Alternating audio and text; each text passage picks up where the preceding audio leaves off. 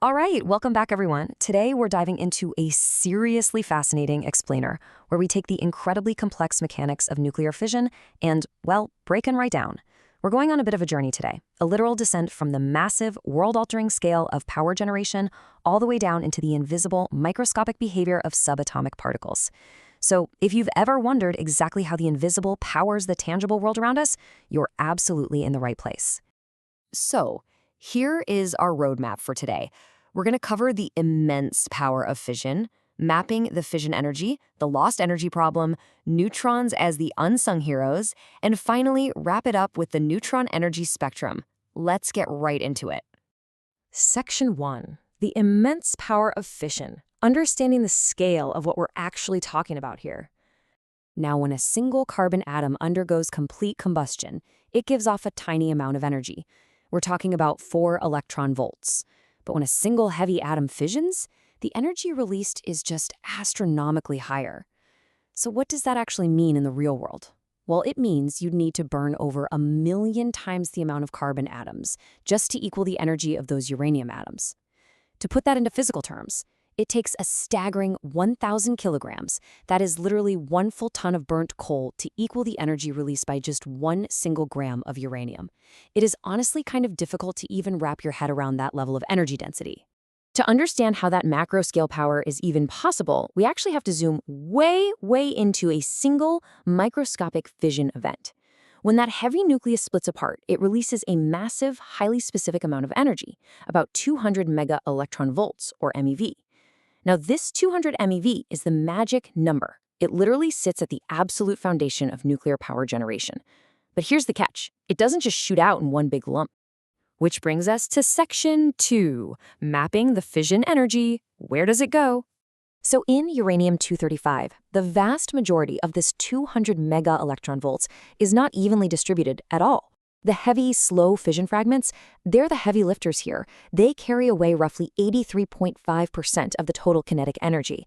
And as these bulky fragments move through the surrounding medium, they deposit their kinetic energy, and that generates intense heat.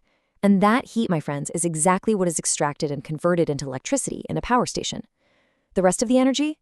Well, that's scattered around among gammas at 6.6%, neutrinos at 4.3%, betas at 3.2%, and neutrons trailing at just 2.4%. And you know what's really fascinating? It's how incredibly consistent this energy distribution remains across totally different heavy nuclides. Whether you're looking at uranium-233, uranium-235, or plutonium-239, the numbers barely flinch. I mean, sure, the total energy shifts slightly, going from 198 MeV up to about 207 MeV as the mass of the nuclide increases, but those fission fragments, they reliably capture around 84 to 85% of the load every single time. It's just a beautifully predictable mechanism of nature. All right, Section 3, the lost energy problem, the ghost particles. Enter the ghosts of the fission process, the highly elusive neutrinos. They make up roughly 3.5 to over 4% of the energy released, depending on the exact nuclide. But unlike those bulky fission fragments we just talked about that crash into their surroundings to create all that heat, neutrinos play by completely different rules. This is a phenomenon known in the field as neutrino energy loss. Because these little ghost particles have virtually no mass and absolutely no electrical charge, they pass right through the surrounding medium without interacting at all. Literally none. They don't bump into things, they don't create friction, and therefore they do not generate heat. So, from an engineering standpoint, their energy is totally lost to the power grid. It's just a permanent inefficiency baked right into the laws of physics. Crazy, right? Moving on to Section 4, neutrons, the unsung heroes. Now, while the energy of the neutrons produced in fission seems almost insignificant at just 2.4 to 2.9%, why do we actually care so much about them? Well, the absolutely crucial point is this. Their exact energies dictate the probability of triggering further fissions. They are essentially the spark plugs of the entire system. Without them carrying precisely the right amount of energy, the chain reaction just dies out, and our incredibly powerful 1 gram of uranium becomes, well, just another rock. Because their behavior is so critically important to sustaining power, we can't just guess what they're doing. We have to map out their exact energy levels. And we do this using a concept called the fission neutron spectrum. You see, instead of just having one single energy level, the neutrons burst out with a continuous distribution of energies. Think of it kind of like a scatter graph of speeds. Some are fast, some are much slower, but they all follow a very specific mathematical pattern. Which brings us right to Section 5, the neutron energy spectrum, the math of the microscopic. Because it's a continuous distribution, physicists use specific mathematical formulas to really approximate and track this. One of the main ways is using what's called a Maxwellian functional form. Now, this equation relies heavily on a single, supervital variable known as nuclear temperature, which is denoted as T. And for these fission neutrons, that temperature T sits at about 1.4 mega-electron volts.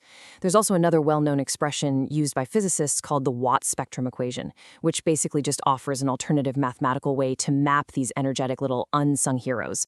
When we plot those mathematical models, it forms a gorgeous, continuous curve, mapping out the absolute probability of a neutron's specific energy.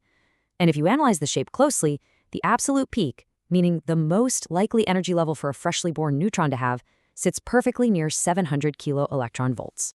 But here is a fantastic little statistical quirk. While the peak, the mode, essentially, is at 700 keV, the mathematical average actually stretches way out to around 2 mega-electron volts. Why is that? Well, it's all because of that long tail on the right side of the curve. Basically, there are just enough high-energy neutrons shooting out to pull the overall mathematical average much, much higher than the peak probability. And that brings us to the end of our zoom from the macro straight down to the micro. I want to leave you with this really thought-provoking paradox. We rely on the immense power of heavy nuclides, right? Generating the equivalent power of 1,000 kilograms of coal from just 1 single gram of uranium. Yet unlocking that macro-scale heat relies entirely on understanding and manipulating the invisible, microscopic curve of a single neutron's energy. It is just a stunning reminder of how interconnected the scales of our universe truly are. So I have to ask you, how much mastery over the invisible does our energy future truly demand? Thanks so much for exploring the mechanics of fission with me today. Keep asking questions, keep thinking deeply about the science, and I'll catch you in the next explainer.